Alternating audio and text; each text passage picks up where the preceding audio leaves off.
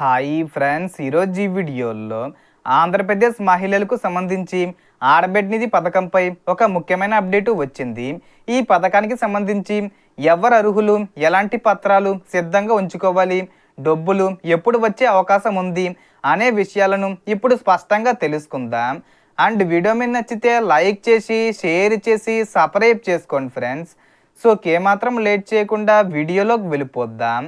So ఆడబిడ్డ నిధి పథకం ద్వారా అర్హులైన మహిళలకు ప్రతి నెల 1,500 రూపాయల చొప్పున సంవత్సరానికి 18,000 రూపాయల వరకు ఆర్థిక సహాయం అందించే విధంగా ప్రభుత్వం కసరత్తు చేస్తున్నట్లు సమాచారం.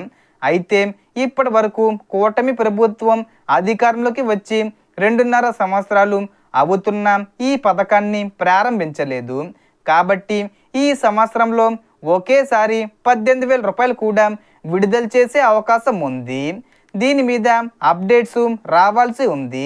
కాబట్టి 18 సంవత్సరాలు నిండిన 59 సంవత్సరాల లోపు మహిళలకు, అలాగే డోక్రా మహిళలకు కూడా ఈ పథకం వర్తించే అవకాశం ఉన్నట్లు తెలుస్తుంది.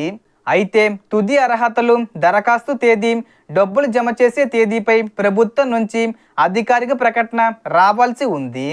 ప్రస్తుతం మహిళలు రేషన్ కార్డు, ఈకేవీసీ, ఆధార్ కార్డు, బ్యాంక్ అకౌంటు, జనన ధృవీకరణ పత్రం, ఆదాయ ధృవీకరణ పత్రం, 2 పాస్పోర్ట్ సైజ్ ఫోటోలు వంటి అవసరమైన డాక్యుమెంట్లను సిద్ధంగా ఉంచుకోవచ్చు.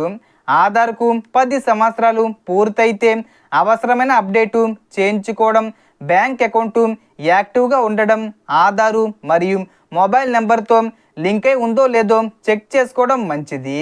ఈ పథకంపై ప్రభుత్వం విధి విధానాలను సిద్ధం చేస్తున్నట్లు వచ్చిన సమాచారంలో పేర్కొనబడింది. అప్లికేషన్ ప్రక్రియ ఈ ఆగస్టు 30 తేదీ వచ్చే ముందు తేదీల్లో ప్రారంభించే అవకాశం ఉంది. ఆ తర్వాత డబ్బులు విడుదల చేసే అవకాశం ఉంది. కాబట్టి అన్నీ రెడీగా ఉంచుకోండి.